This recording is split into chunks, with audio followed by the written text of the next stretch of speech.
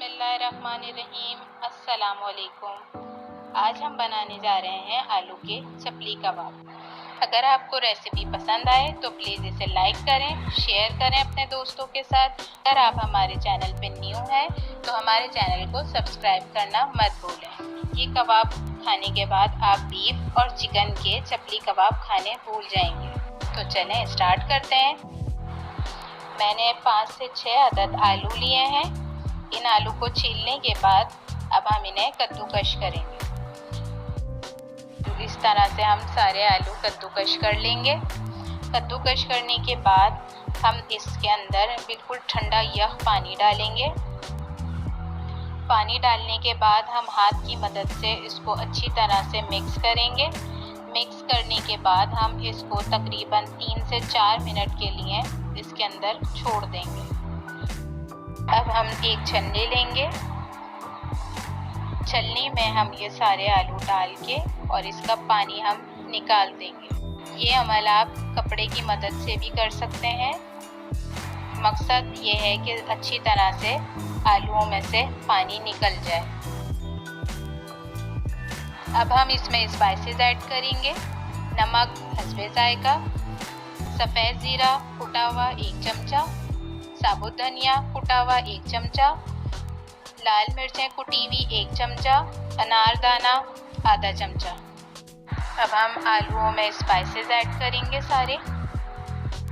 इसके बाद आप हरा धनिया और पुदीना भी इसके अंदर ऐड कर सकते हैं, ये आपकी अपनी मर्ज़ी पर है।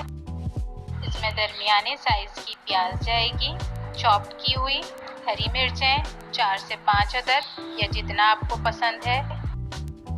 अब इसके अंदर हमने आधा कप मैदा ऐड किया है। अब इसको मैं अच्छी तरह से मिक्स करने के बाद देखूंगी, अगर मुझे और नीड हुई मैदा ऐड करने की तो हम इसके अंदर 3 से 4 चमचे और मैदा ऐड कर सकते हैं। आलूओं में क्योंकि मॉइस्चर होता है, बहुत ज़्यादा जो है वो नमी छोड़ देते हैं नमक डलते ही, इस वजह से आप देख लीजिएगा। अगर आपको लगे कि आलू अभी भी हैं तो हम इसके अंदर मैदा ऐड कर सकते हैं। इसको अच्छी तरह से मिक्स करेंगे। अब एक दरमियाने साइज़ का टमाटर लेके उसको राउंड शेप में थोड़ा मोटा हम काट लेंगे। ये हम अपने आलूओं के चपली कबाब पे ऊपर लगाएंगे। हाथ पे अच्छी तरह ऑयल लगा के अब हम अपने आलू के चपली कबाब बनाना शुरू करेंगे। जिस तरह आप बीफ के और चिकन के चपली कबाब बनाते हैं उसी शेप में हम अपने चपली कबाब बनाएंगे।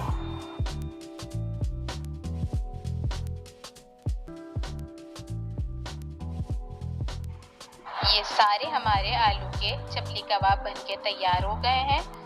अब हम इनको शैलो फ्राई करेंगे। एक फ्राई पैन में हमने घी लिया है या ऑयल, या आपकी अपनी मर्ज़ी है, और हम इसको स्लो आंच पे पकाएंगे।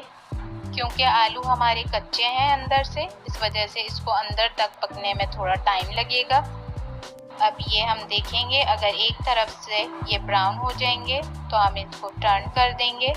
ऐसा बिल्कुल भी नहीं है कि इसके अंदर अंडा नहीं है तो ये टूट जाए या ये बिखर जाए ऑयल में। हम इसको इजीली टर्न कर सकते हैं। इसको दोनों तरफ से लाइट ब्राउन या जैसा आपको ब्राउन पसंद है वैसा कर लीजिए। मुझे थोड़ा डार्क ब्राउन पसंद है, इसलिए मैंने थोड़ा डार्क ब्राउन किया है। ये रेसिपी बहुत आसान है। अगर अचानक आपके घर मेहमान आ जाए तो भी आप इसको बहुत इजीली बना सकते हैं। इवन कि बच्चों की लंच बॉक्स में भी दिया जा सकता है। अब हम इसको टेस्ट करेंगे।